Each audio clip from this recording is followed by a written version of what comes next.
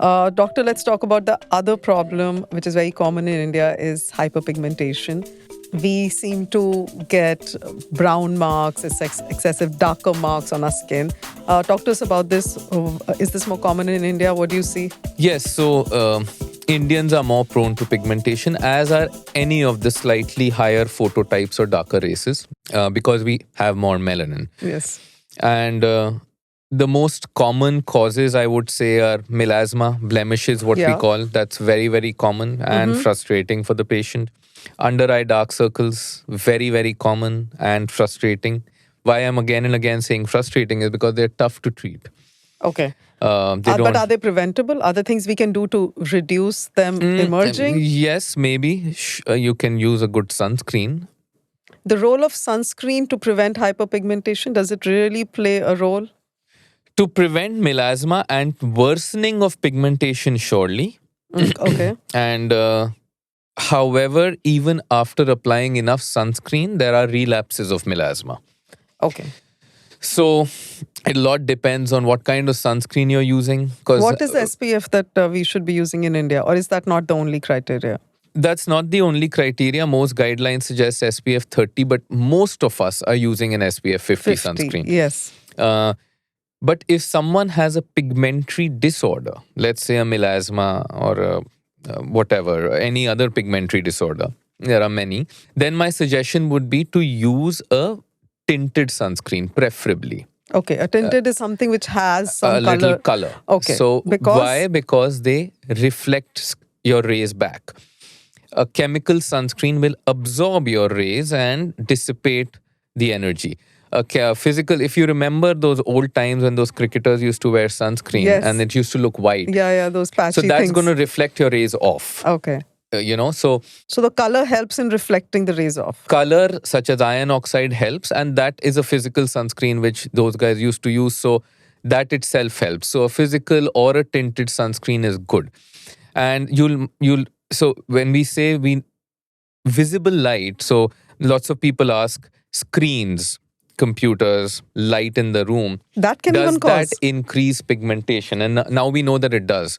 Oh, So for us to get protection against visible light, we should have a sunscreen which protects against it. And there's a saying which says that if your sunscreen protects against visible light, it should be visible. So that's a tinted sunscreen. okay. Yeah. So what you're saying is the fact that we are using digital things more is also impacting our skin quality. For sure. There are studies to prove that visible light worsens melasma. Oh, that's Blue very light, what we informative. call, yeah. Okay. And so we have to protect ourselves even indoors if we are using our tablets, our phones, etc. Correct. And that's possibly, which is my thought, is one of the reasons why we still have relapses of these things despite using our sunscreens outdoors. Right? Because I don't think many people know this, doctor. I don't think many people know that we are exposed and our skin is impacted from the screen. Yes, it is. It is, Yes. to a large extent. Well, how large I can't say, but I can say that it's true and it does exist, this phenomena, that visible light will worsen your pigmentation. And so it will not cause it though, or will it? It can can, cause no, it. it can trigger pigmentation, So then yes. it is the idea of sun exposure. It's kind of similar in that sense. Correct. Okay, that's very informative. And if you're talking of hyperpigmentation, what are the treatments or what do you prefer to go for? And does it depend on age? So, for example, a younger person versus an older person with hyperpigmentation. When we talk about pigmentation, not so much with age. Okay. Of course, if someone very, very young, I'll tend to avoid too much of application. Okay. But typically, you can divide it into medical treatment and procedural treatment. Okay. Medical consists of topical medication. Some things are oral also available for something like melasma. Okay. And antioxidants help. Now we also have oral sunscreens available. Okay. But in the topical, there are two domains. One is the gold standard, which is hydroquinone. Yes. And then there is non-hydroquinone. There are many people who are averse to the idea now of using hydroquinone. And this has happened because of prolonged unsupervised use of hydroquinone, which has led to issues in the past. Particularly when it's clubbed with steroids. And that's Yes. prevalent in India. or at least was. It's getting better now. So are we avoiding hydroquinones, or you think they should be No, used we still judiciously? use, yes, exactly.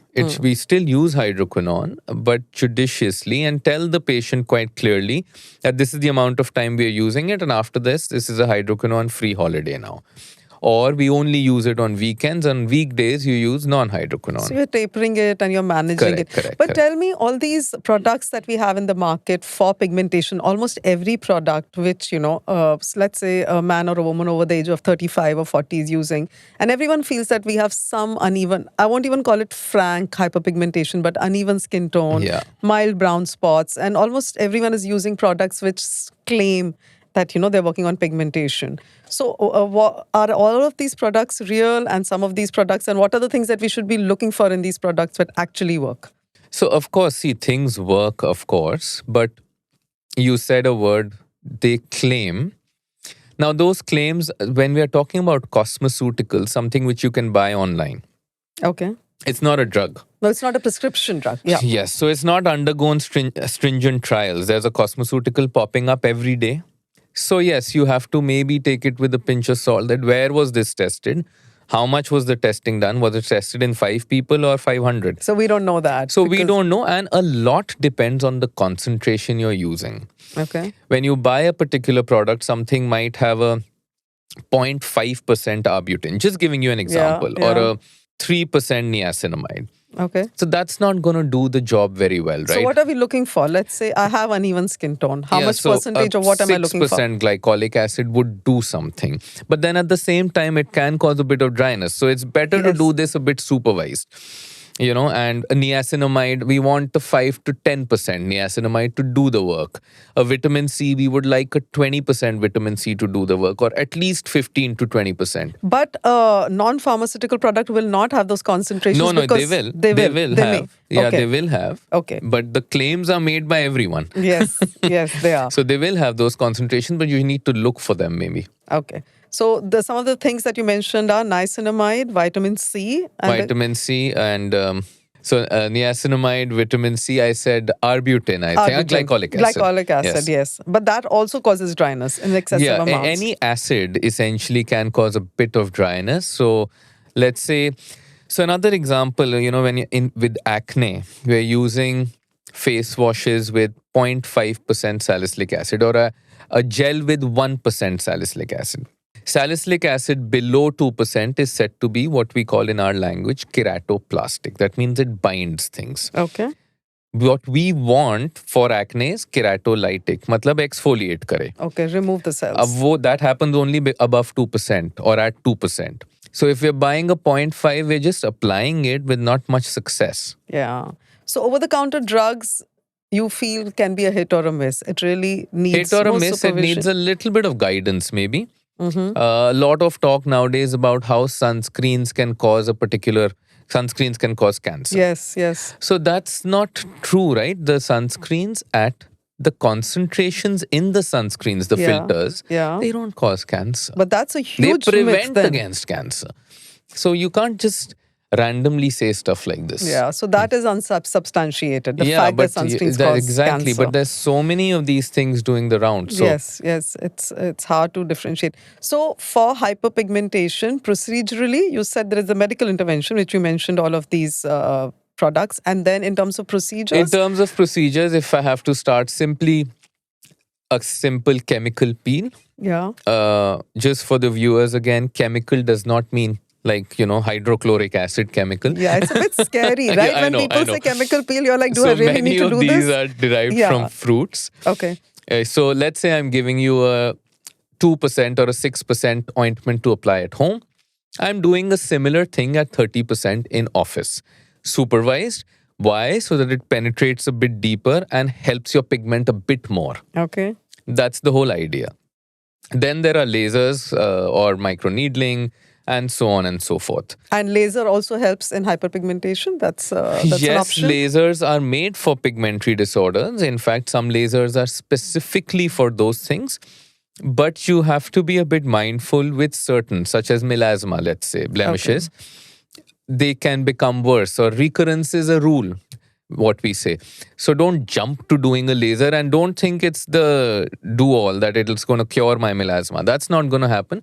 What it will do or can do is it'll make you feel better. Feel And better in the sense it'll look better look as well? better, Okay. and you might decrease your load of so many creams to maybe one cream for maintenance and a good sunscreen. So there is also some research saying that lasers are not always best for brown skin. Is this true?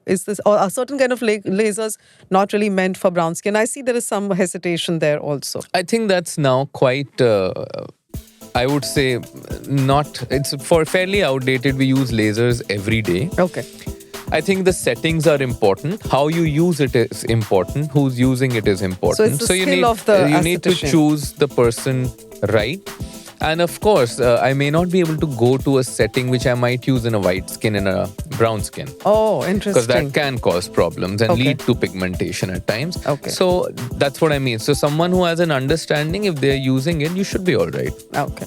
So you should feel safe in this day and age. Yeah, I mean, see, laser hair reduction, for example, That's is done huge. left, right, and center, It's right? huge. Yeah. It's everywhere.